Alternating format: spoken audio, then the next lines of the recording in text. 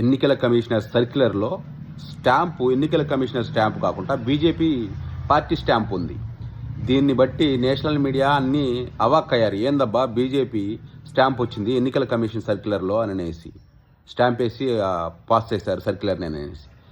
వెంటనే ఎన్నికల కమిషన్ తేరుకొని ఇది కర్క్యులర్ మిస్టేక్, ఇది 2019 సంబంధించింది, సారీ అని చెప్పేసి మళ్ళీ కొత్త సర్క్యులర్ రిలీజ్ చేసింది. అసలు ఎన్నికల కమిషనర్ ఆఫీస్లో బీజేపీ స్టాంప్ ఎందుకు ఉంటుంది? ఇది ఘోరం కదా. అసలు ఎన్నికల కమిషన్ ఖచ్చితంగా పూర్తిగా బీజేపీకి అమ్ముడిపోయిందనేసి ప్రతిపక్షాలు గగ్గోలు పెడుతున్నాయి. కానీ ఎన్నికల కమిషన్ని ఊరు మార్చడం లేదు. దేశం యొక్క మానవ హక్కుల్ని హరించేసేటట్టుగా చాలా బ్యాడ్ డిసిషన్స్ తీసుకుంటుంది ఎన్నికల కమిషన్.